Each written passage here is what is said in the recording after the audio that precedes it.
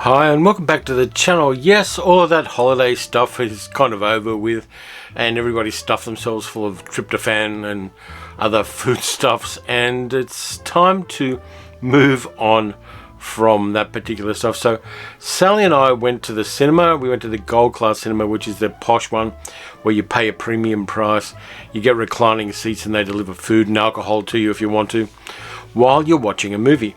And we saw Wonder Woman 1984. Now, a lot of stuff is going through the internet about this movie.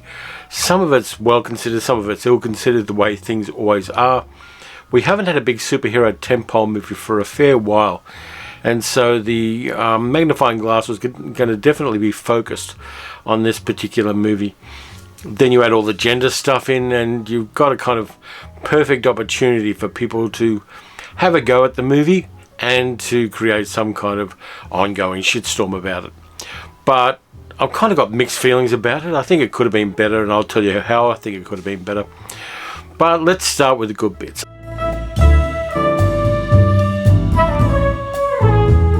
I liked the two intro scenes.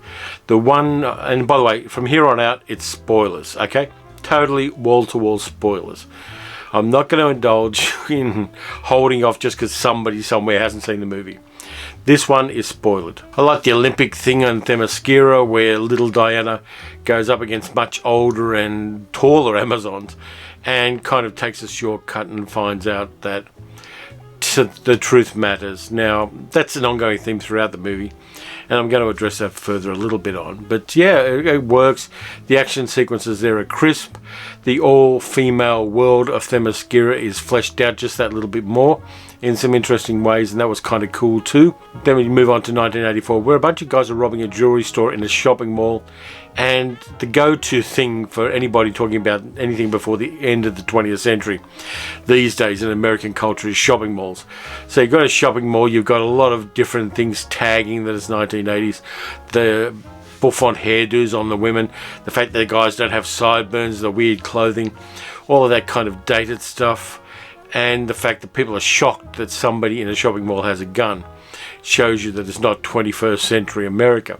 The guys get away with some artifacts which are hidden at the back of the jewelry store, and then Wonder Woman swiftly, well, not so swiftly, but takes out the guys in an interesting way and then dumps them literally onto a police car. Those two sequences kind of work for me. They're silly, they're comic booky. Well, the second one is almost like a 1980s kind of superhero movie, a little bit Superman-y. I also like Pedro Pascal's Maxwell Lord, and the fact that he just runs into the overacting and totally takes it to 11, and that works for me as well. Well, you've got to cut the guy some slack because he spent 2 years basically doing a monotone into a microphone in a helmet in The Mandalorian. So, you know, if he starts to flex his muscles and goes a little bit large in another role that he has, then you've got to cut the guy some slack for that. Pedro Pascal, a lot of fun there. The wig's good, the baggy suits are good, all that kind of stuff works. Another thing I liked is the scene, which is quite controversial and very, very edgy for this kind of a film, where Barbara Minerva, played by Kristen Wiig, kicks the shit out of the guy who assaulted her earlier and almost potentially sexually assaulted her. No.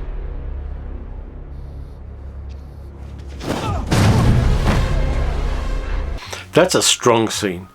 That's a scene that wouldn't have been done in the same way by a male director, but Patty Jenkins does it, leaves it in the film, and lets us show that Barbara is drifting to the darker side of her nature, and the price that she's paying for her magical wish is to lose her humanity in several different ways, escalating as things move through the movie.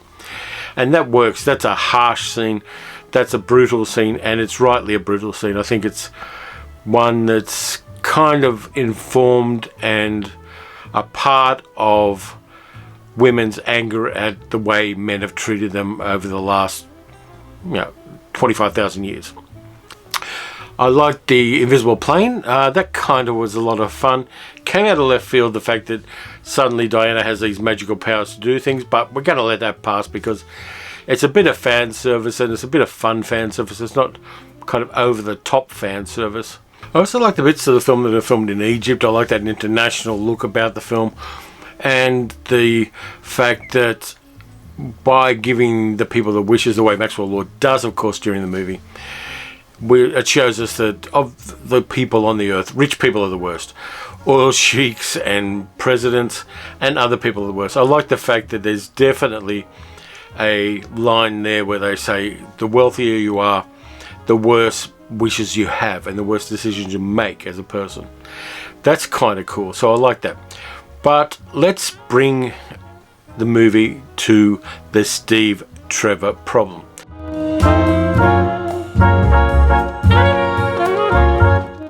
Now, Chris Pine's great in the role. He gives us an interesting take on the character. He has a nice line in humour. He has a great rapport with Gal Gadot, so that works. All of that stuff works.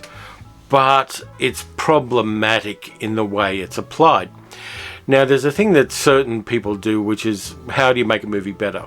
So I'm going to dive into that a little bit and tell you how I would make the Steve Trevor stuff better. Rather than having him take over the body of an existing guy who is then, without his consent, moved around for weeks at a time and non-consensually has sexual intercourse with Diana, because you've got to remember, that isn't Steve's body, that's the other guy's body. That's problematic in 15 different ways. Here's what I'd do differently. Diana makes her wish to have Steve back. And then suddenly she finds that there's a time portal right in front of her, and there's Steve seconds before the aeroplane blows up. Steve jumps through the time portal into the current day. And then everything moves forward as it does. Then he's suddenly a fish out of water. He's in 1984 and he wears the parachute pants, does all of that stuff, thinks that the garbage bin's a work of art. All that stuff plays the same right up to and including the end. That then gets rid of all of that problematic stuff with the other guy and consent and all those kind of issues. It really gets rid of a lot of shit there.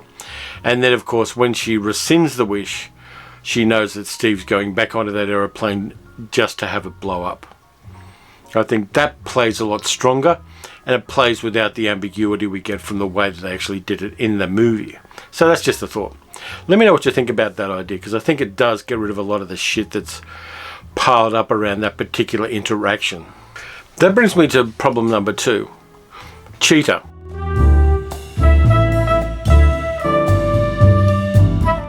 We know Cheetah is one of the oldest Wonder Woman villains, and that Barbara Minerva is one of the iterations of Cheetah when it got retconned a couple of times in the past, and that she's a fan favourite. She's a very good antagonist for Diana, and that's fine. But in the structure of this movie, which is so crammed with plot, it's almost like a turducken of a superhero movie. She is actually superfluous there. It's good to have another strong female character in the movie. I've got no argument with that. But she's kind of crammed in there. What she does is she wishes to have Diana's powers, and then she wishes to be an apex predator, and she fights Wonder Woman. And that's kind of it, in a sense. And then she just basically holds off Wonder Woman while Maxwell Lord does all of his macho male shit. So in the sense of the through line of the plot and the main themes of the movie, the character is a bit superfluous, and that's a shame, because taking her out would create problems of not having enough strong female representation in a female-led superhero movie. Keeping her in doesn't do them a lot of favours either, even though there is that really strong scene where Barbara kicks the shit out of that guy. That works for me, but I kind of like the character. I like the way Kristen Wiig does it. I think that if she really had have gone full on 8 cups of coffee feral, then that would have worked a lot better. And then, of course, you've got the parallels people have been making with the movie's Cats, which hasn't helped the movie at all. But in a real sense, Cheetah is superfluous, and that's a shame, because I like the character. I like a lot of Kristen Wiig's interpretation of it, and I think that Cheetah is a strong antagonist for Diana, but not in the context of this particular movie. The other thing I don't like is that there's a redemption arc at the end for Maxwell Lord, which is not earned. He hasn't done anything to deserve the love of his son or anything like that. Now, this really does trigger a lot of my own family history. I'll be honest with you about that. When you get the flashbacks of the brutal father and the bedwetting and all that, that shit I went through. When my father got custody of me when I was 7 or 8 years old, I started bedwetting again because I was terrified of the man. And so I understand that part of it, and I understand being poor, I understand being mocked at school, all that kind of stuff. But the guy made choices to be an arsehole and to be a con artist and to be a rip-off merchant. He doesn't deserve the love of his son. He doesn't deserve to get that shit back. But it's a very American cultural thing to give redemption arcs to people who have children, regardless of the fact that they're total pricks. And I don't have a lot of tolerance for that because of my own family history. Just putting it out there, other people may see it differently, and I respect that, but for me, it wasn't earned. That now brings me to the bit I like the best. Wonder Woman 1984 is about Trump.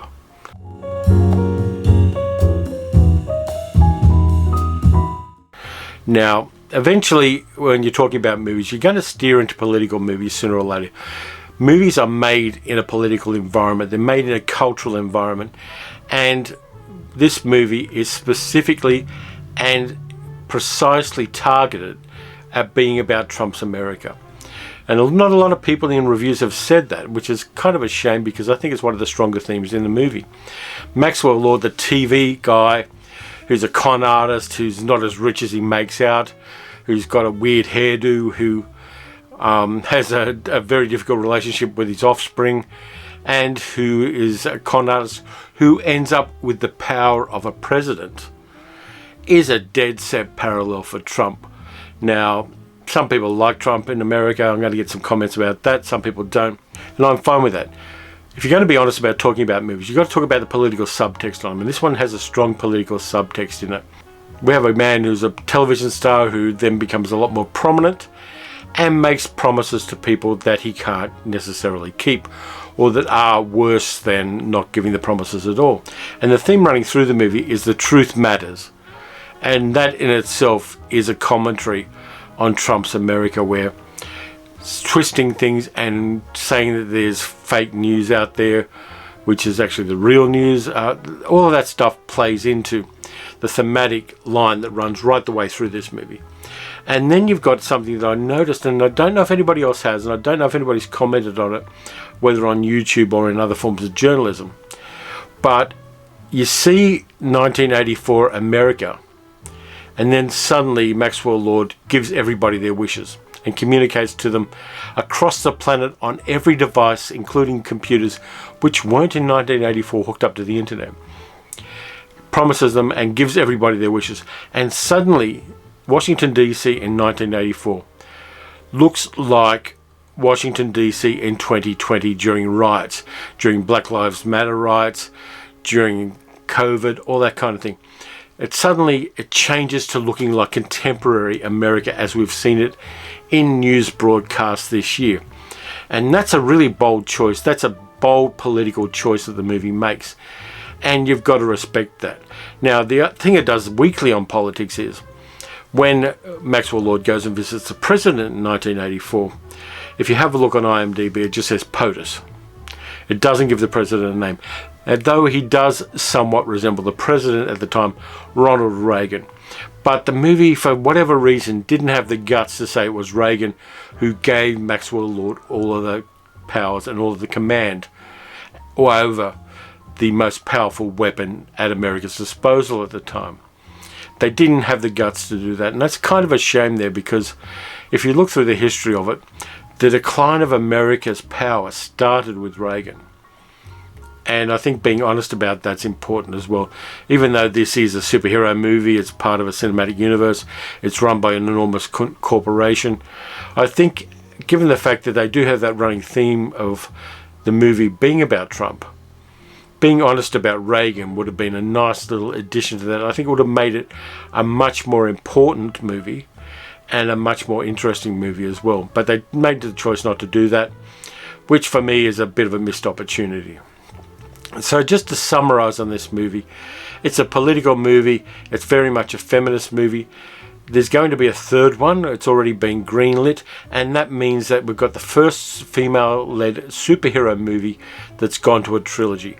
And that's representation, that's progress. I'm really happy for that. I think that cramming too much in may be the weakness in this film, and they maybe needed a really good script doctor to come in and basically what they call in the screenwriting and writing trade, killing your babies. Kill the things you really love that don't actually fit in there. And had they done that, it would have been a stronger movie. And had they, of course, done the thing with POTUS, it would have been a lot more strong too. I like the movie. I'm going to get a copy of it when it comes out on Blu-ray because we've got the first one. But I think that even though there are aspects of it I really like, I think that the script is the thing that let it down. And that in itself is a bit of a shame. But I think in future it's going to be looked at somewhat differently than it is now, because of that political subtext, which is pretty prominently there when you think about it. So this is the final vlog I'm doing for 2020. Got through it. We've all got through it, so good on us. We've survived this shit so far. Hang in there. Do the right things. Thank you very much for watching. If you'd like to, please subscribe and click the notification bell, and let me know what you thought of Wonder Woman 2020 as well. I'm sure I'm going to get comments regarding the Trump stuff because I'm going to put that into the title of this vlog. But I think that when I'm reviewing movies, all I've got is my opinion, and I've got to be honest with people about them. And that political subtext was just such a strong theme in it. I think I'd be doing you guys a disservice if I didn't address it. So anyway, take care of yourselves. Have a great 2021. I hope that we all make it through it, and I hope we all pull ourselves out of the wreckage of 2020 successfully, with at worst a little trickle of blood coming down our foreheads. So anyway, look after yourselves. Watch some good movies. Watch some bad movies. Look for the political subtext in movies. You're going to find some interesting things there. And I'll catch you next time. I forgot to mention the mid-credit sequence. I loved it. I think it was nice fan service. It worked for me. It was foreshadowed in the plot of the movie. But I really liked that cameo, and I liked the idea that Asteria is still out there somewhere. It really works well. The other thing I didn't like was Diana moping around for 68 years about a dead boyfriend. That just didn't work for me.